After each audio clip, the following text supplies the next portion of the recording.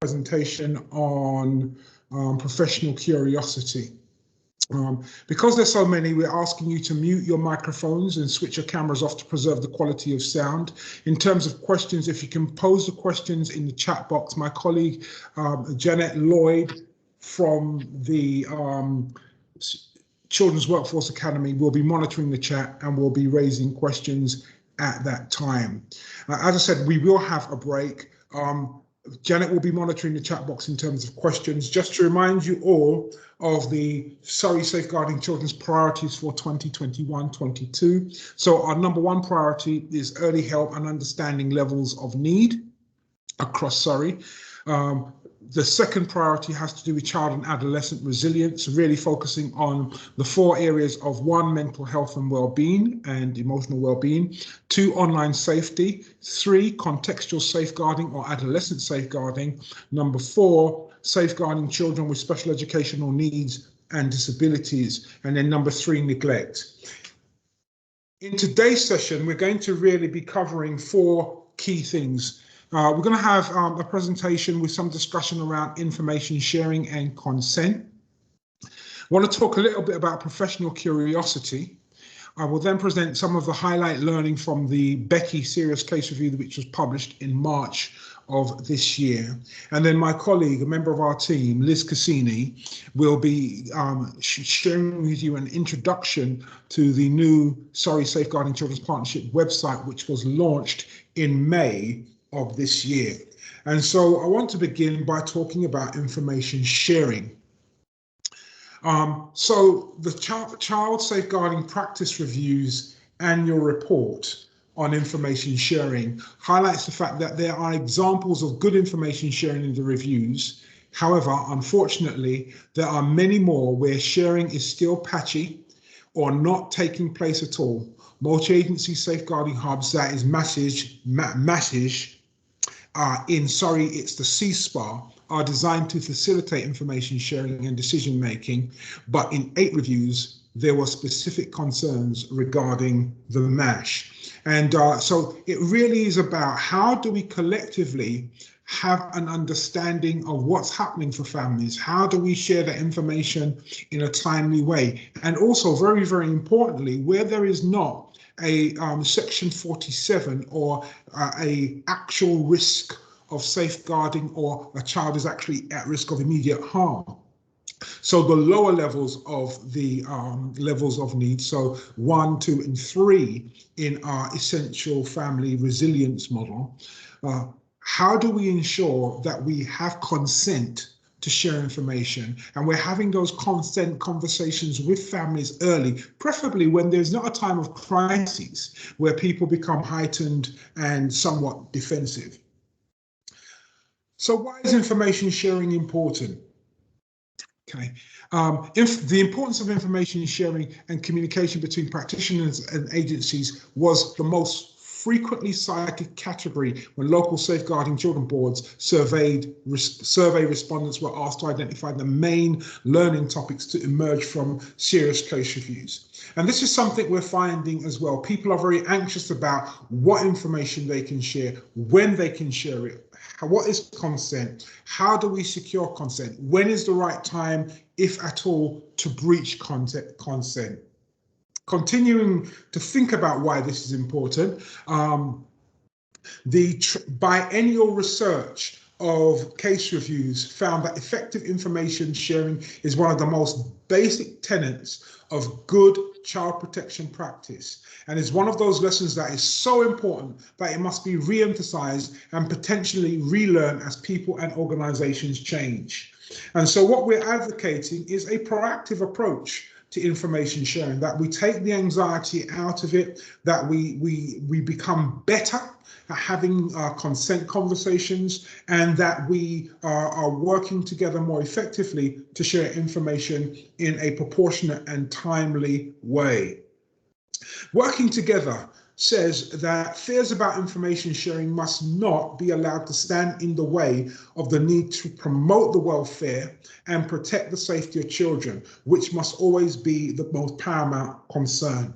And information sharing is really, really important because each of us, depending on where we sit in terms of the team around the family, have a different experience and a different view of the family. For example, schools, which often have a long history with families, going from reception through to year 6, and then year 7 through to up to year 12 and 13. And oftentimes there are primary school teachers who have seen not only the parents, but grandparents and also grandchildren. So 3 or 4 generations of the same family, and they will have an in-depth day-to-day sense of what is happening for that child.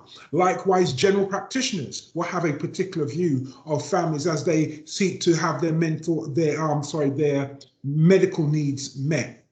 Likewise, if they're a voluntary organization like a church or a temple or a gurdwara or mosque is working with that family or involved, they will have a slightly different view. And together, it's important that we have a rounded view of families that we're working with. So information sharing is really very, very important.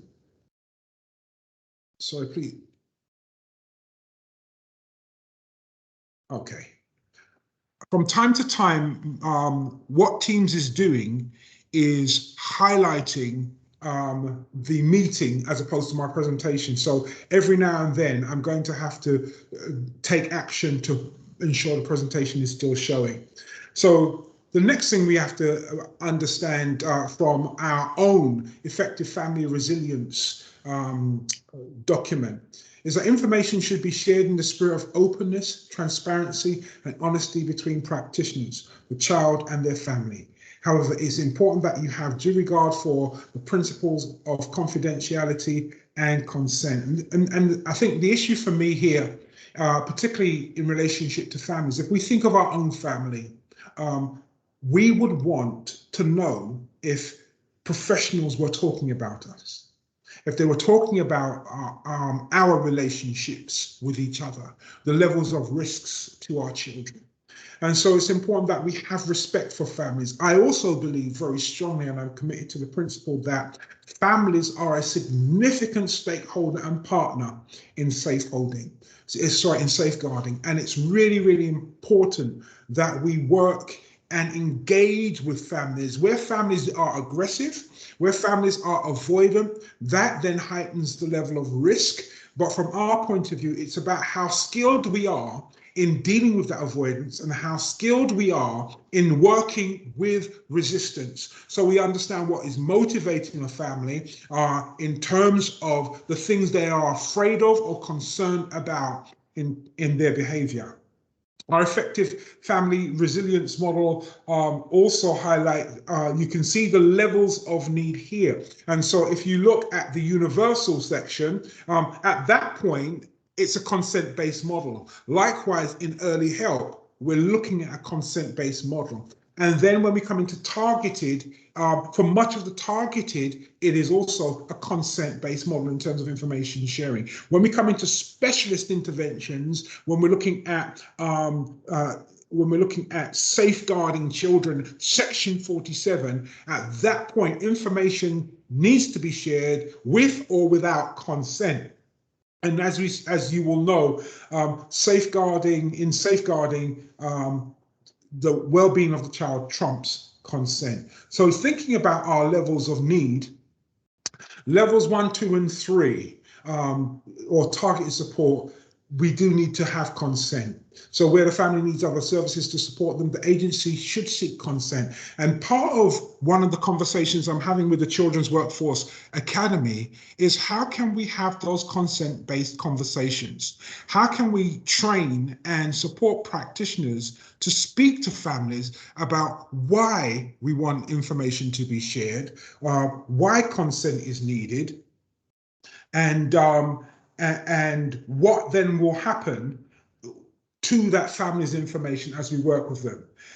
Parents should also provide written consent for any referrals and for practitioners to share information. We also ask that young people who demonstrate an understanding around consent, so they're GILIC competent, especially those over 15, should also give their consent. And then, of course, we've got the whole issue of GILIC competence. Moving on, Information sharing, myth busting, and this comes from working together. And the myth busting guide is really helpful in some ways, and to some extent doesn't add additional clarity to us in another way. But the principles that are outlined in working together is data protection legislation is a barrier to information sharing. That is not the case. The legislation enables practitioners to share information and provide appropriate services at the right time. Consent is always needed. Again, that's another myth. Where we have serious child protection concerns about the safety and well-being of children, we can share information with or without consent. So we might have a consent conversation with a family, and they may say that actually, no, I don't give my consent for you to have a discussion with the speech and language therapist, or to have a discussion with a parental support service, or what have you. But you may still feel that actually, if these services aren't offered, the development of the child is going to be put at risk, and there may be a safeguarding concern. And provided you can evidence that concern, you can override consent. Personal information collected by one organization or agency cannot be disclosed to another. That is not the case. There's a common law duty of confidence, and the Human Rights Act prevent the sharing of personal information. If you have a lawful basis, i.e. the safeguarding of children, for sharing that information, the information can be shared. And then IT systems, it says T systems on my slide, so it should be IT systems are often a barrier to effective information sharing. Now, it is commonplace amongst us to blame the IT crowd, but IT systems should not be a barrier for us sharing information with each other. So let's talk about a proactive approach and what that looks like. So this comes from Working Together 2018. Wherever possible, you should seek consent and be open and honest with the individual from the outset as to why, what, and how, and with whom their information will be shared. I think this is so important for us to embed in our practice with families and with children. You should seek consent where an individual may not expect their information to be passed on. When you gain consent to share information, it must be explicit and freely given. There may be some circumstances where it's not appropriate to seek consent, and those situations are when a young person is going to be put at further risk if you were to seek consent, or if it was not reasonable to gain consent. And so information sharing is a critical area of safeguarding, as I've highlighted earlier, that information sharing is so important because we all have a unique view of the family. A situation from my own work is we were working with a young person, and we were reviewing a case of child sexual exploitation. This person had social and communication difficulties, and also had an education, health and care plan.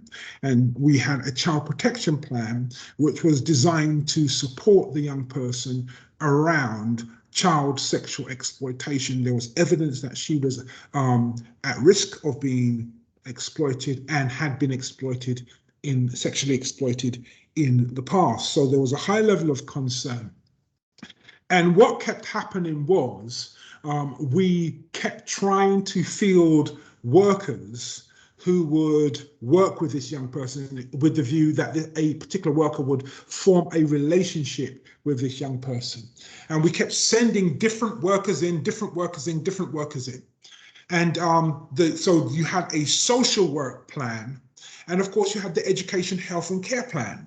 Now, as part of the education, health and care plan, which really comes out of education, but also links in with health as well, and should relate to social care, but in this instant did not. The education, health and care plan included an education psychologist's report, which said that this young person has a social and communication disorder, which means they find it difficult to relate to new people. From a social work perspective, all of the workers were saying, this person will not engage, this person will not engage, this person will not engage. Well, if we had shared information in a timely and proportionate way, we would understand why they weren't engaging. They weren't engaging because they have a social and communication disorder, which means they don't like speaking to new people, which would then have informed us to actually, who do they have a good relationship with? How can we use that relationship to introduce a new person gradually so that that relationship could stick and we could begin to support this person with safety. And so that's just one example of where timely and proportionate information and taking the time to read information, to understand the information about a child, about a family, would allow us to more effectively support a family. Janet, I'm going to pause for a moment to respond to any questions that are emerging in the chat. Yes, Amanda from St. Bede's. Sorry, I'm going to have to turn my speaker. Amanda from St. Bede's has commented, schools need a wider relationship to be maintained, which can make this more challenging. Yeah, absolutely. Amanda, I hear you, and I think what we are working to do as a safeguarding partnership is to really build effective networks with particular schools, particularly with schools to enable effective information sharing and effective multi-agency working. I cannot emphasize enough the critical role that education and providers and schools play in safeguarding and in the life of the family. Any other questions or comments? There are two other comments. One from Elzan Smith. Should we also be advising our service users about information sharing, e.g. sharing or distributing reports or confidential information on social media or with others, especially if it pertains to a third party? I think as much information as we can give early on is going to be really, really important. So part of what we are wanting to do is produce a leaflet that professionals can use with children and families around information sharing and how we can, what will happen when information is shared, what consent means, that type of stuff. So I think as much as we can do to help people to responsibly think about the information they hold, the information that may need to be shared, and particularly from a safeguarding point of view, why the information will be shared, to kind of support and ensure that services can be provided to families when there are levels of need which aren't quite specialist, but if we don't get in early enough, it is very likely that things could escalate or get worse for that child or family. I agree. Thank you, Paul. I've got another comment here from Cindy O'Sullivan. Respect for the CYP and families we work with. It's hard to trust professionals and share your story many times with new agencies and professionals. Absolutely. And, I think this is where relationship-based practice is so important. And for us to kind of develop empathetic practice. And what I mean by empathetic practice is, how would you feel about this information about your family being shared? And then taking that commonality of feeling and understanding from the experience and the point of view of the family, and then providing in your work the safeguards, the safety and protection for that family, so that they feel confident in how the information will be used, how the information will be shared. Also bearing in mind, and this is something in safeguarding where you have to think the unthinkable, is that there are some families who will adamantly and in a very committed way want to ensure that professionals aren't able to talk to each other. because they know sinister things are happening in the life of that family and in the life of the children. And so there's that balance that we have to have. But my starting point is always, always, always respect and work with as partners. And within it, I always think about them being senior partners because they have the highest stake. Fat children, families, and young people, they have the highest stake in the outcomes. And so working inclusively with them is so very, very important. Okay. Now I would like to shift gears and talk about professional curiosity, why it's important and what it looks like. Now, I am a person of a certain age, and the slide that I'm about to show will hopefully illustrate that fact. How many of you in the chat, and you can signal by just raising your hands, are aware of the person in the photograph? And this is just a quick age check. So I've got 3, I've got 4, I've got 5. Absolutely. So you'll be very, very aware of Lieutenant Colombo. And to me, Lieutenant Colombo exemplifies what I call professional curiosity. Do you remember in every episode, there was always those 1 or 2 occasions where he would say, just one more question, just one more question. The person thought he was about to leave, they got off the hook, and then he would ask that final, more incisive question. And I think for Colombo, it was not just a, it should be, the photo should be on the PowerPoint presentation.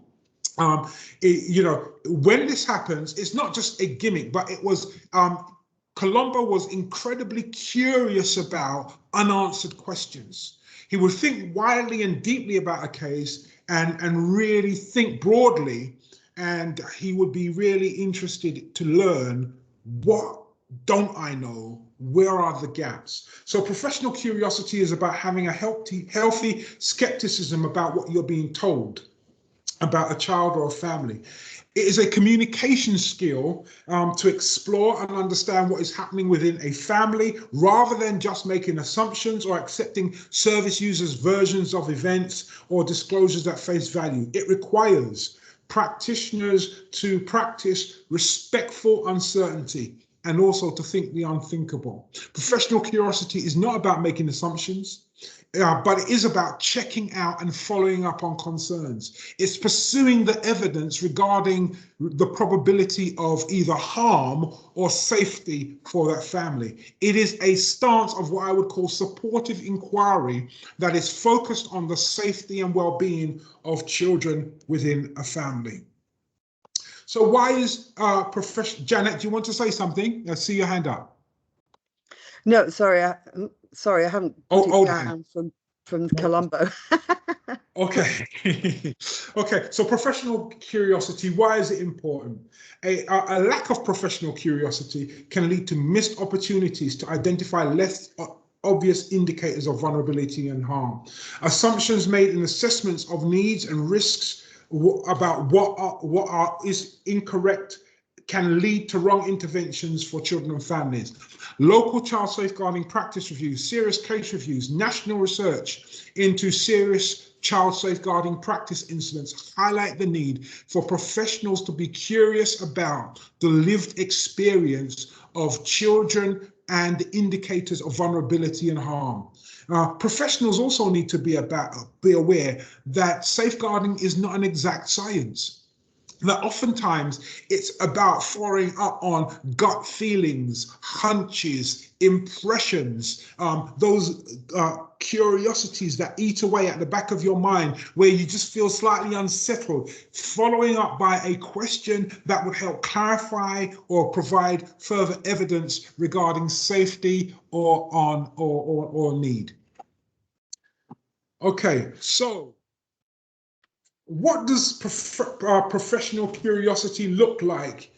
So professional curiosity, as I've indicated, is a skill of looking, listening, asking direct questions, checking out, reflecting on information that you have received. It means testing out your professional hypotheses and not getting caught up with what is called confirmation bias, where we have an assumption that we have about what's going on for that family or that child, and we hold to that assumption regardless of the evidence, or rather won't pursue any other evidence because we're comfortable and confirm our biases. It's about triangulating information through different sources, speaking to the teacher, speaking to the health visitor, speaking to the GP, speaking to the family, speaking to the children in the family to gain a better understanding about what's happening for individual family members and how the family is functioning. It's about getting an understanding of individuals and families' past history, learning from history. And so many times, what comes up in local child safeguarding practice review and serious case reviews is the failure to learn from history, the failure to understand what has happened in the life of a child previously. And of course, you've got that safeguarding adage, which is the best indicator of present and future harm is past harm. Obtaining multiple sources of information and not accepting a single set of details that you're given at face value. It's having awareness of your own personal bias and how that affects you and how that impacts those you are working on. I think one of the things to be aware of is sometimes families elicit a level of compassion within us. Families can present as quite pathetic. And when I say pathetic, I mean in the sense of they elicit pathos, passion, compassion within us, and we have a desire to help. And there are some families who, because they are stuck in permanent fight, flight, or freeze, or even tease, what they tend to do is they perceive organizations and professionals as threats. So they either are aggressive, that's the fight, or they are fearful, that's the flight. And what families can then do is camouflage what's happening because they are terrified. And it's in that camouflage space where families are hiding away from professionals because they are fearful of what might happen to them and to the children because of the risks that are present for the children. It's in that space that often we get disguised compliance, as we'll talk about later on in this presentation, and other things. But it's important for us as practitioners to be aware of how families can behave. And within that awareness, seeking not just to be co-opted by families because of our compassion, but actually keep our eyes, or the adults in the family, but keep our eyes on what is safe and safety for the children. So, and then finally, being respectfully nosy. Asking those questions that families might hope that you don't ask. Okay. So let's talk a bit about disguised compliance. And this quote is from the Analyzing Child Deaths and Serious Injury. It goes back to 2003 to 2005 from the Department of the Department of Children's Schools and Families. And what Marion Brandon notes is apparent or disguised cooperation from parents often prevented or delayed the understanding of the severity of harm to the child, and cases drifted where parents made it difficult for professionals to see children or engineered the focus away from allegations of harm that went unseen. And I've worked with families where mothers or fathers bombard children's practitioners with information about their substance misuse, about their mental health, about their financial crises, about their housing situation, about a range of different things that are away from the child, and practitioners get caught up in fixing or attempting to fix all of these other issues, and they lose sight of the child. It's so important that we do not allow ourselves or our practitioners to get suckered into or co-opted by families in addressing a range of issues to the avoidance and the neglect of the children within the family. Practitioners need to be aware that some families will want to keep practitioners at bay and prevent them from seeing and speaking to children, and they do that by overwhelming children's practitioners with adult-based issues. And this is why it is so important to think family and to work in a think family way. That means when we see the adult, see the child, when we see the child, see the adult, and to establish good links with adult providers. So for example, adult mental health workers, adult substance misuse workers, understanding how housing works in the district or borough that the family is based in or across the county,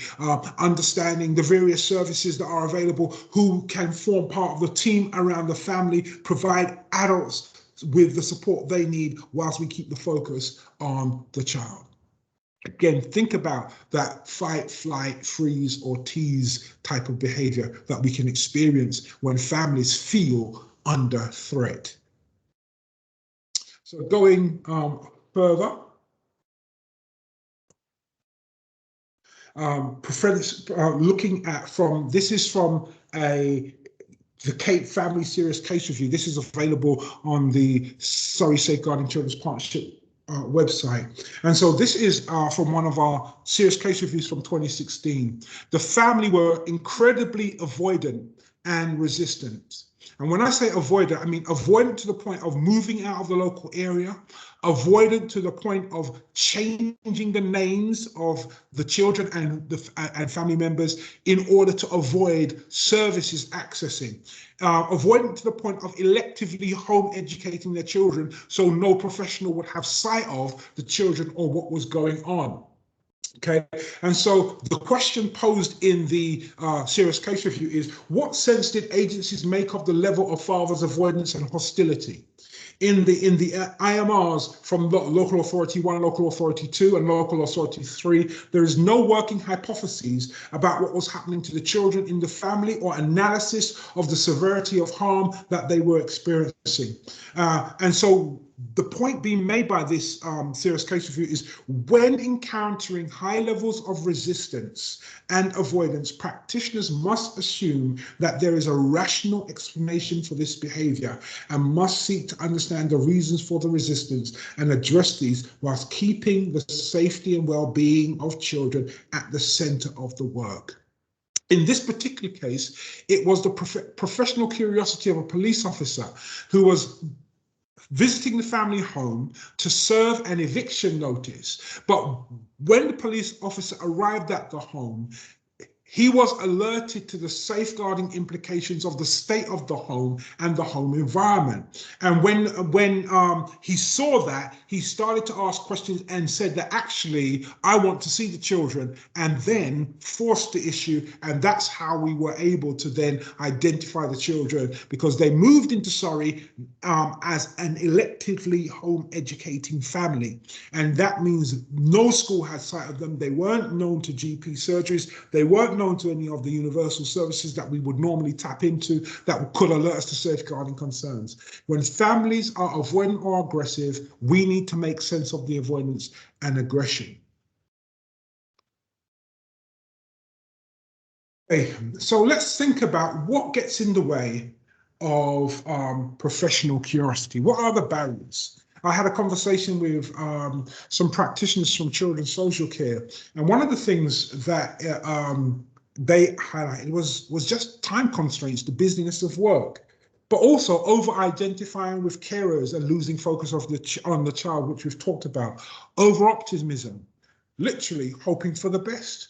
The rule of optimism is about professionals who do not want to acknowledge that things are not getting better and that they need to make some hard decisions about what is happening and what needs to happen for that child. Making assumptions. Being afraid to ask questions or even to question families. And when you think about it, if you have a family that is intimidating a member of the teaching staff, or intimidating a health visitor, or intimidating a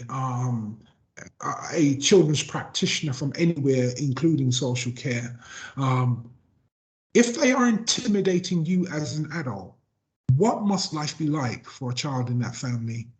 who might elicit the displeasure of the family. If you are afraid or feel threatened, what might the children in that family feel?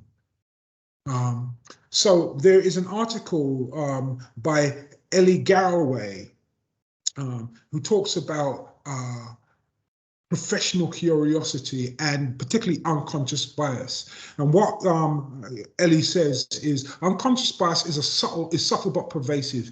It's a blind spot, which means it's impossible to see past your own thinking, and yet it shapes your actions constantly. Firstly, how to overcome this? Firstly, we have to question ourselves with a beginner's mindset. Forget what you think you know and act like you know nothing. Be Jon Snow. Game of Thrones reference there. Secondly, listen. If we listen hard to those around us and focus on the present rather than expectations of the future or concerns about the past, focus on what's happening. What is the evidence base? What are children saying? What are colleagues saying? Seek feedback.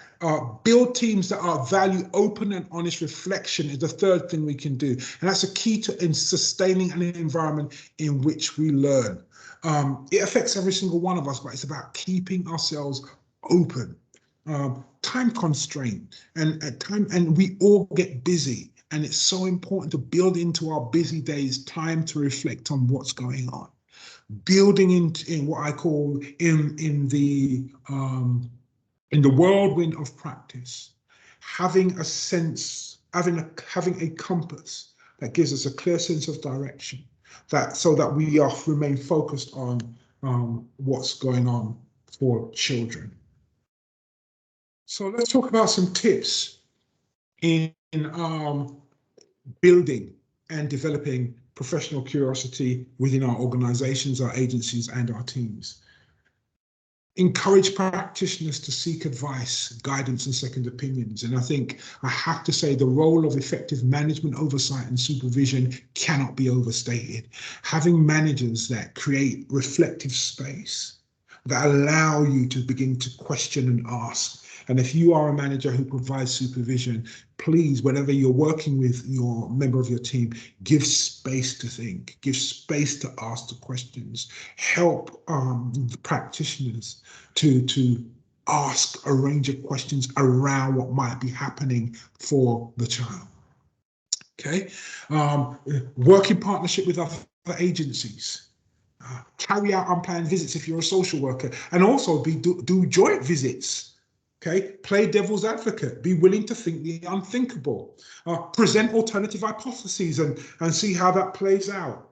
Okay, present cases from the child's point of view, or the young person's point of view in the family, or the adult's point of view, or another family member's perspective. How might the children understand this? How might the mother in the family understand this? How might the father understand this? How might the school see this behaviour or what we are concerned about? Share your concerns and findings with other professionals and other agencies. I want to stop at this point to give opportunity for questions and to allow any responses that you may have. We don't have any new questions. Sorry. We don't have any new questions at the moment, Paul. Okay, no problem. If does anybody have anything that they might want to share or say from their professional practice and experience around professional curiosity?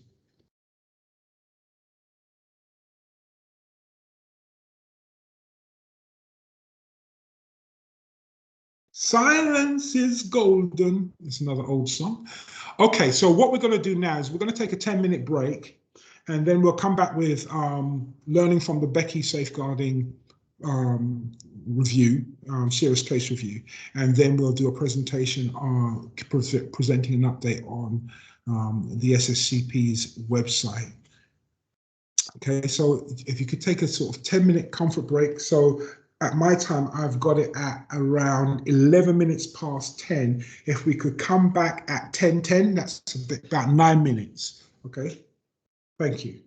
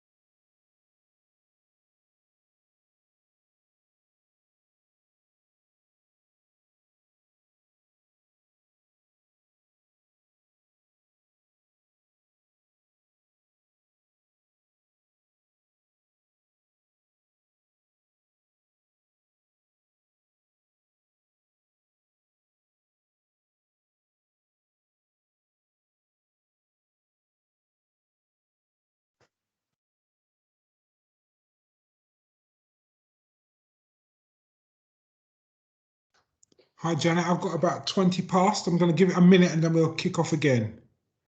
Okay. Did you see there was a comment from Elzan in the chat about the previous item? I don't know if you want to look Absolutely. at it. I'll be happy to if you could share that comment with colleagues. Okay.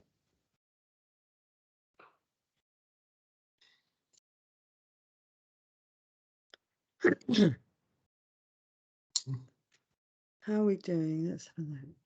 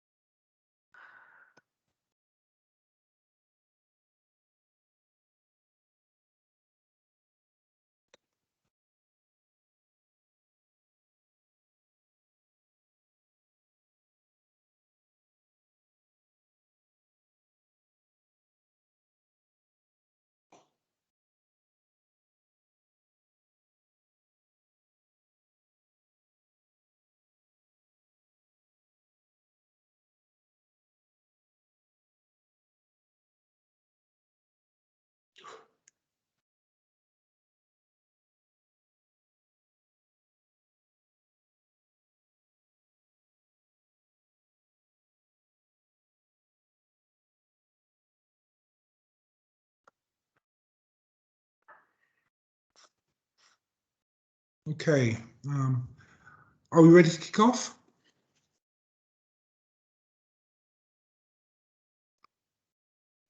Okay, Paul, there was a comment in the chat, if I can just go back to it, from Elzan, and she says, just to add a comment, Paul, I think preparation for these trickier interviews are vital. It helps to think of follow-up questions when a family might say what they know we want to hear. I like to use the phrase, help me to understand, especially when confronted with discrepancies or needing to probe further. Absolutely. Absolutely. Absolutely. And thank you very much for that point. Preparation is key. Sometimes these are really difficult conversations to have, and that's why we avoid them. That's why we find them problematic. And the more you can prepare, and sometimes, you know, confidentially role playing with somebody, how you would play that out. And I think that's why training around speaking to dealing with aggressive or avoidant parents is really important. I believe that training is available from the Children's Workforce Academy. So thank you very much for that. I'm just going to take a couple of minutes to present some of the learning coming out of the Becky Serious Case Review. So this is a serious case review that was published in March of this year. And the background to this review, is that in May 2020, we reviewed the death of an infant born prematurely. But this child was struggling to gain weight. She started gaining weight and then it was comfortable in the care of her parents and responding well to positive attention. But despite of this, practitioners remain concerned that she could have ongoing medical or developmental needs. At the time of her death, she was subject to a child protection plan under the category of neglect due to concerns about parental substance misuse, parental mental health, and domestic abuse. So some of the key lines of inquiry included what did practitioners understand about the risk posed by the parental conflict? What was the nature of that conflict? Thinking about perpetrators and victims, or were we dealing with mutual perpetration and therefore mutual victimhood? Were we looking at physical abuse in the context of an intimate partner relationship, or were we thinking about things like coercive control? And then what was the impact of that coercive control? Understanding the emotional mental health impact of abuse and conflictual parental relationships. And part of the challenge in this kind of work is when parents are going at it, when they are so caught up in the conflict that they're having with each other, how does that impact on their ability to hold the needs of a very, very vulnerable child in mind and respond appropriately in a consistent way to those needs? Okay, and so part of this review questioned the level of professional curiosity in relationship to the parents' ability to understand and respond to Becky's complex needs. Okay, we were also concerned about the application of child protection thresholds and how we use the public law outline, that's the PLO and pre-proceedings processes. There were systemic issues affecting decision making, and we were concerned about the effectiveness and the implementation of recommendations from the local practice review around this case. So there were some good practice findings.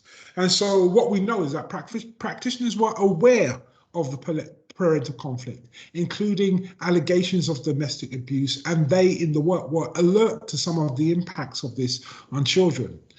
Practitioners also recognized that mother's low self-esteem and history of depression added to her own vulnerability, but also the vulnerability of Becky.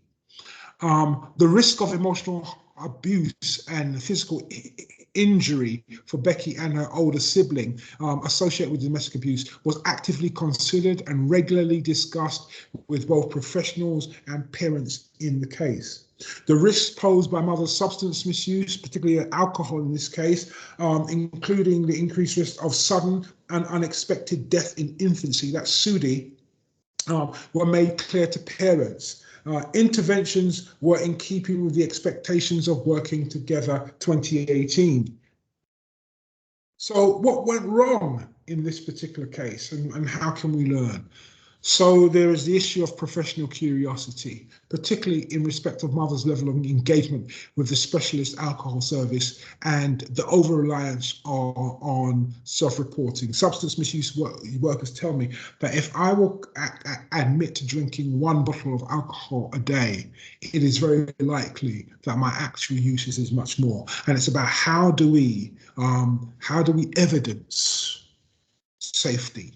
How do we ask probing questions and use the specialists within the field to help us see? And so this is a case of disguised compliance, which, as we've talked about, involves parents and carers appearing to cooperate with professionals in order to allay concern and slow down or stop the intervention. And I think that worked in this case. Published case reviews highlight the importance of practitioners being able to recognize disguised compliance, establish the facts of a case, gathering evidence about what is actually happening in the child's life, and then, where appropriate, challenging parents as well as supporting them to do what is right. Understanding the role and impact of the father in the family. And this is really interesting when we talk about the invisible fathers within families. Fathers are often seen in quite a binary way as either a good or supportive parent, or a caring parent, or a bad parent, or a threat or risky parent. And I think it's important to have a nuanced view of fathers. The other thing as well that I have seen in child protection practices is that we are very, very much celebratory of fathers who are present and have what I would consider to be a minimal involvement. You know, so it's the father helps to prepare a meal once a week. Well, woohoo! You know, what's the father expected to do? Or the father who boasts, I take care of my kids. Well, they are your children. You are supposed to take care of them. But when it comes to mothers, there's an expectation that mothers do caring in a particular way. But if the father's just there and does a minimum, you know, every now and then the father takes the washing out, that's almost a celebratory thing. We really do need to be balanced and really clear about what we see about men. Typically, we need to have balanced assessments of fathers so we know who they are, how they are, what they are good at, what they struggle with, and we only do that by asking and assessing. Okay, understanding fathers' histories, understanding their abilities, understanding their motivation and willingness to be a good parent, understanding what their challenges are, understanding what their support networks are and who they draw upon. The same kind of questions that we ask around mothers. And if you have a child, there is a father somewhere. And it's about us knowing that and about us assessing that in terms of our work.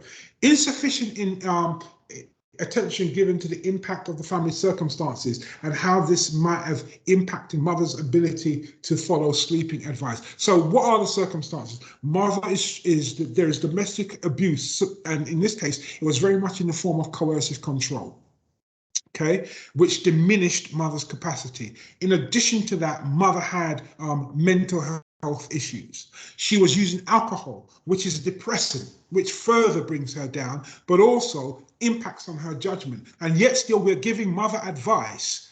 How can she follow that advice in the light of what's going on? And then what are we doing with father? How are we working with father?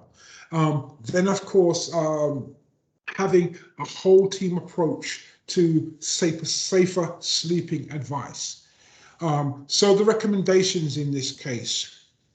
So we ought to develop a sudden and unexpected death in infancy prevent and protect practice model that recognizes the continuum of risk. And the prevent and protect practice model comes from the Child Safeguarding Practice Review thematic report on sudden and unexpected death in infancy, and that's out of routine, which highlights a range of risk factors. And the risk factors include things like bed sharing, parents sharing beds with infants, smoking while pregnant, the position of the baby or the infant, if the baby sleeps on their tummy or on their sides, it doubles the risk. If they're moved to the front, risks are higher. It's about baby being exposed to tobacco smoke in pregnancy, baby being put down to sleep with loose or fluffy clothing or bedding, which can impact them, or sleeping with their toys, babies sleeping in their face and head covers, babies becoming overheated. It's really important that we understand this, particularly those colleagues who are in health visiting service, but not exclusively, because part of what we have learned and are learning from our work where children have died unexpectedly in infancy as a result of sometimes dying in their sleep is that actually it's important that the same advice is being given by the health visiting service, is being given by the GP, is being given by social workers, is being given by teachers, is being given by any voluntary organizations that work with that family.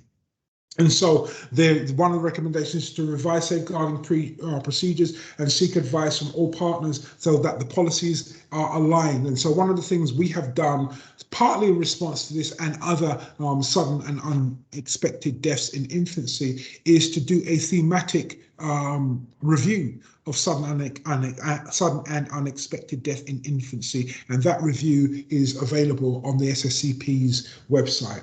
A recommendation also is to ensure that practitioners understand their role in reinforcing safer sleeping advice, monitoring adherence to protect children, and where there are concerns regarding neglect or additional risk factors such as parental substance misuse or ill health or domestic abuse or unstable housing, that those issues are highlighted and the family are supported to address them.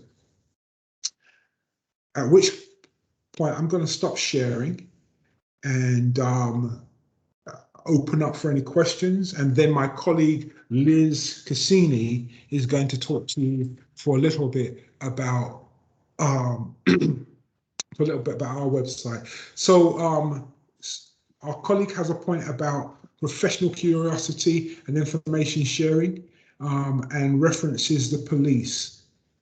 Janet, would you like to highlight any issues coming up in the chat, please? I will. Do you want me to read that one out from Dave?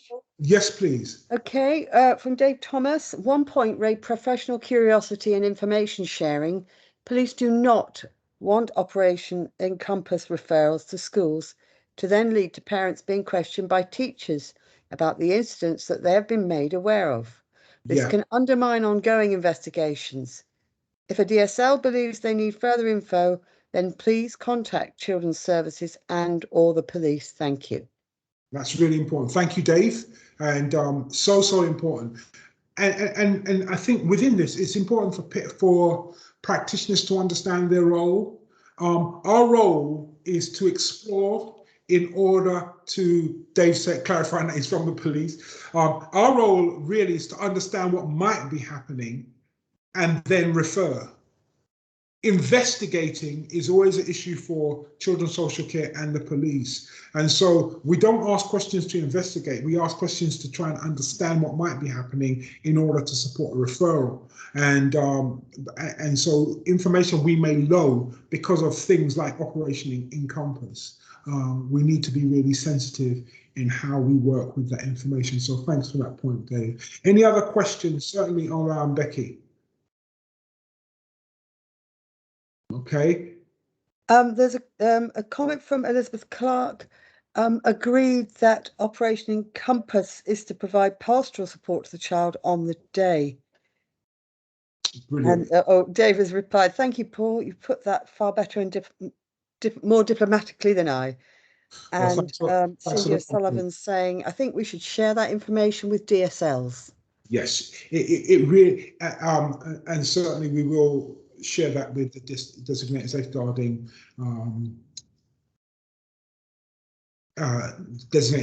lead network. It's so important that we really work in a sensitive, family-centered way. And again, Operation Encompass is about making sure children are settled and that they are able to access support. We know that children are often traumatized by domestic abuse within families. And so when they come into school, it's so important that if we are aware of something, we're offering support to the child and not necessarily re-traumatizing the child by questioning them. I'm reading a book on thinking. I think the book's called Mind Tools. And it talked about responding to trauma, and it looked at after 9/11. And after 9/11, what the city of New York decided to do was to offer everybody a grief therapist. And what they found was that grief therapists, the thinking was if we offered grief therapy would help those who experienced the trauma of 9/11 avoid continuing post-traumatic stress disorder and symptoms by having the support of a grief therapist. What they found was actually that was the opposite happened. Everyone who had grief therapy had also continuing experiences of post-traumatic stress disorder. When they continued to do experiments, those people who fared the most were those who had a quick reflection on what happened in the form of writing a note or a quick conversation, and then they were able to move on. And so I think the point, and the reason I raise that here is because sometimes questioning somebody about something sometimes re-traumatizes them. And it's about us thinking about a trauma-informed way of working with children and families. At which point I'm going to stop and I'm going to hand over to my very, very able colleague, Liz Cassini, who's going to talk us through the Surrey Safeguarding Children's Partnerships website. Thank you, Liz. Okay, thank you, Paul. Yeah, I'm Liz Cassini, so I'm in Paul's team, Partnership Development and Engagement Officer. And I will just share my screen with you and talk you through the refreshed SSCP website. So hopefully you're all seeing that now. So recently relaunched, and really the main aims of the relaunch was to make it clearer, easier to navigate and more accessible. So what we've done is made sure that, you know, the main reason for us being here, as we all know, is to protect and safeguard children, young people and their families. And if we do have a concern, then we want people to be able to know what to do as quickly as possible. So at the top of every page, we've got the CSPAR phone number and email address so that you can get in touch as quickly as possible. The banners, you'll notice, again, are really highlighting our main concerns. So if you're concerned about a child, that will take you straight through to the CSPAR page. Latest news, we want to keep you up to date with everything that's relevant to safeguarding in Surrey and nationally. So we'll post on there, and of course training. So training resources and how you access those are also going to be key to you being in the best position to support children and their families in Surrey. I'll just scroll down to show you that, you know, hopefully the easier to navigate aim is made clear by we've, you know, broken things up with some pictures to draw you in quickly to the area that you need. So you can either scroll down to the bottom there and equally find useful links either through the links at the bottom right or by directly clicking on the logos here will take you through to the police, health, local authority websites if you need more information from them. So really highlighting our partners as this is a multi-agency resource. Then you'll see across the top, most of these areas have additional pages to them. So we'll have a drop down that you can access those areas of whichever section you need. In particular, on the About section, Paul has just been talking through some of the local serious case reviews, both local and national are all loaded onto here with more information.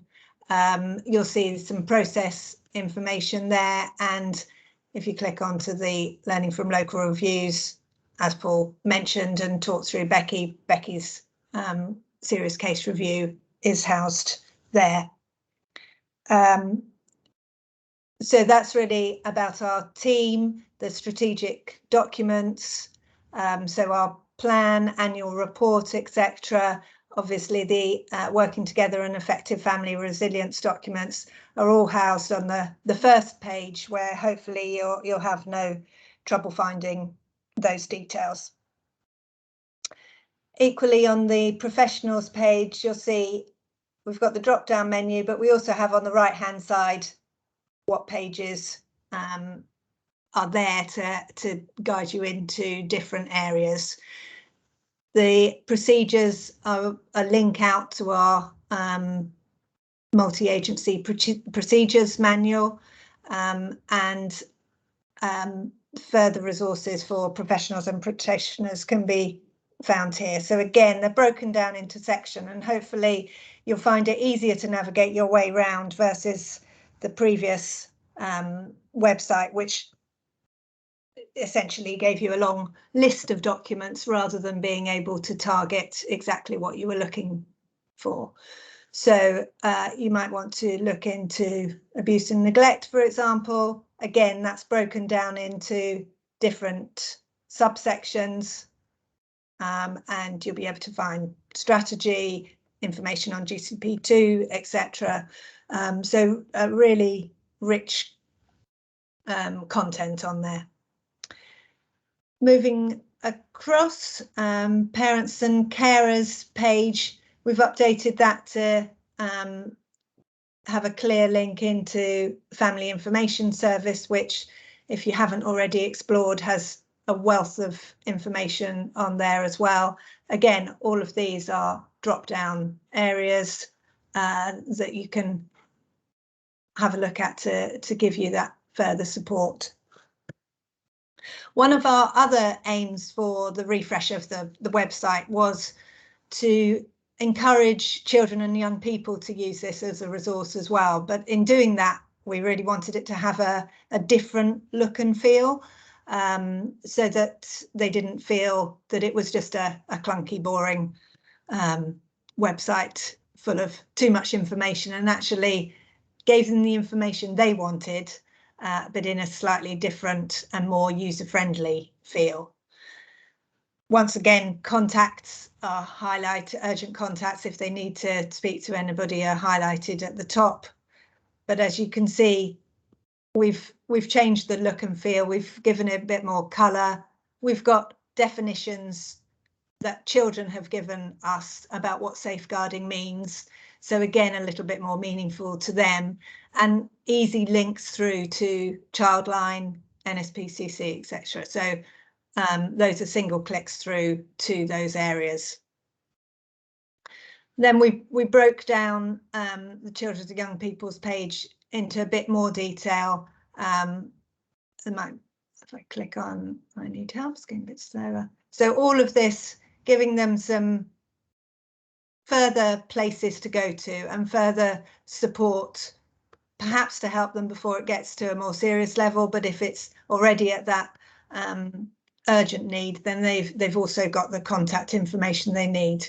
So again, just information that's broken up in a bit more of a user-friendly style.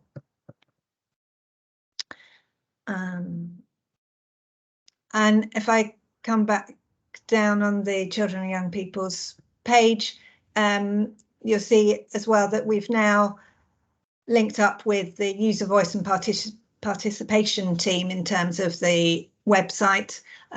This is their Twitter account, and it also links through to their YouTube and the various groups that they run for young people. So take you straight through the Care Council Facebook page, etc.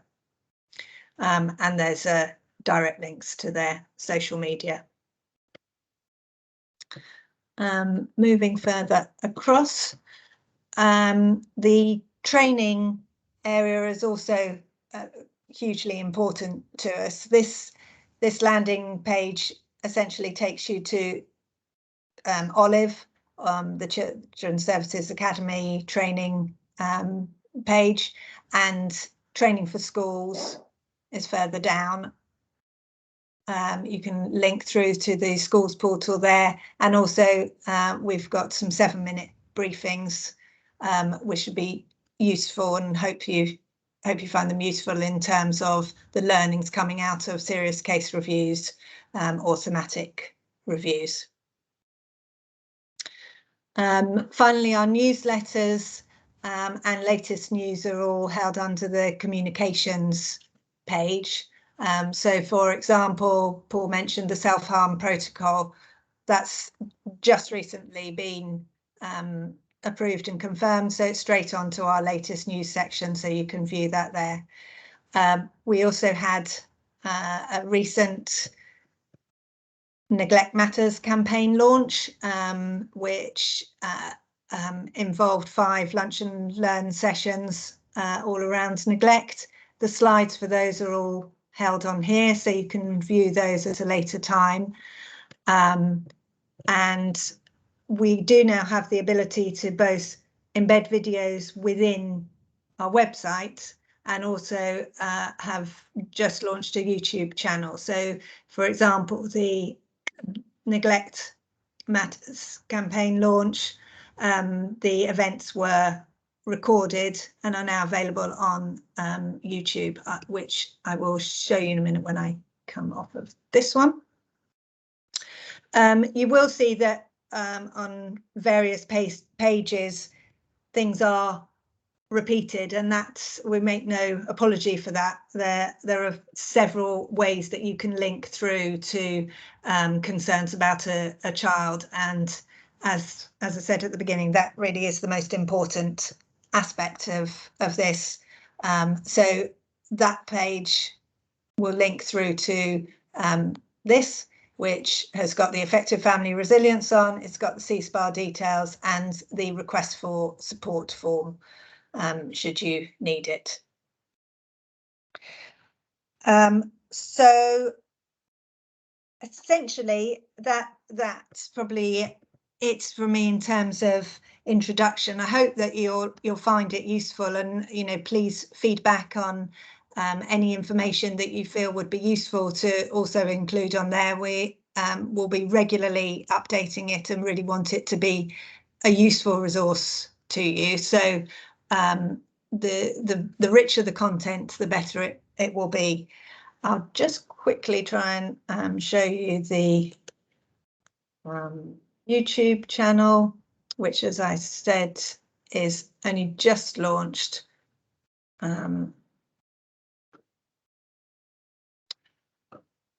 Wait 2 seconds.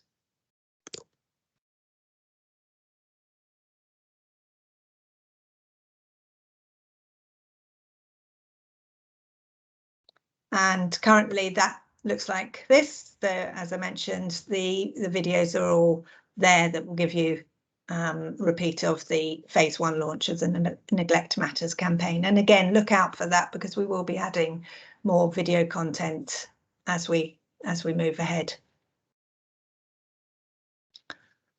And I think that's it really. If you have any questions, then please let me know.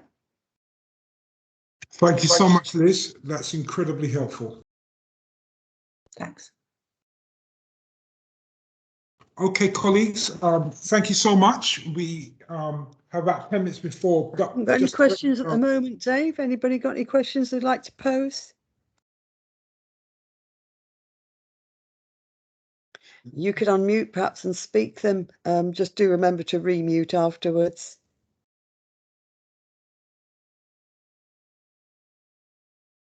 Brilliant. So thank you so much. The next briefing event will be on the 10th of November. There will be a morning session from sort of 9:30 to 11 and an afternoon session from, I think it is 12 to 1:30, but don't quote me on that.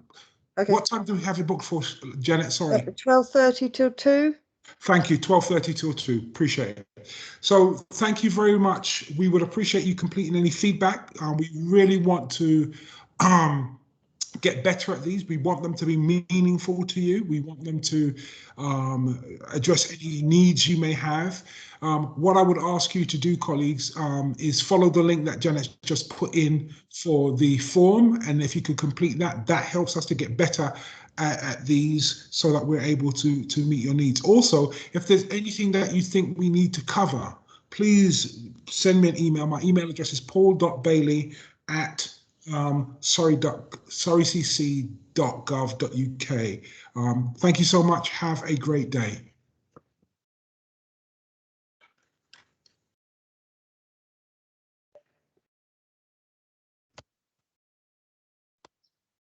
Okay, Paul, just to let you know, I've stopped the recording now. Excellent. Janet, thank you so much for your support. That's all right. The date of the next meeting is the 10th of November. 10th of November, we'll have a morning session from 9:30 to 11 and an afternoon session from 12:30 to about 2. And my email is in the chat box, so please let me know. Take care.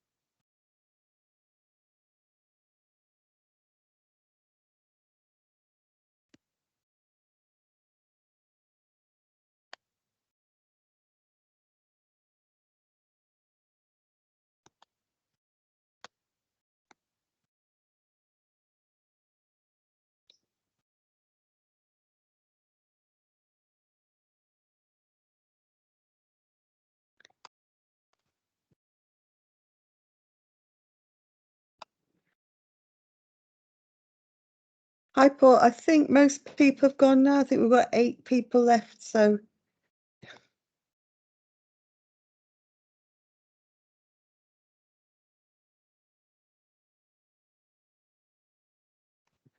Liz, are you able to come on camera? Hi. Thank you so much for that, Liz. That was really, really, really good. Is that okay? Yeah. Really, really good. Thank you so much. It really gave a good oversight of the website and also the YouTube channel as well. Great. So thank you so much. And Okay. and if you repeat the same this afternoon. Same this afternoon. Right. Okay. Excellent. Janet, I'll see you later on. All right. Take care. Yeah. I'll do is I'll put a follow-up email together for you to look at and some suggested things that we could link to. Also, can I just really quickly check with you? I don't know about other people, but when you mentioned that book that you were thinking, Yes. you were mentioning it was called Thinking Something, and you kind of rather swallowed your words, and I didn't quite get the title, partly because I want to look at it and partly because I thought we could link to it. Give me 2 shakes of a lamp. It's called Mind Aware. So I got the title. Mind Aware. Aware. Tools for Smart Thinking. Oh, I need that. Yeah, me too. They could see a surge in sales.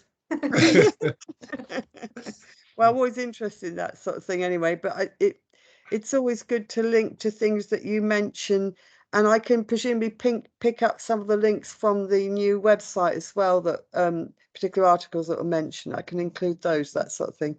But I'll put something together and have a look at it anyway. The author is Richard Nisbet. That's Nisbett.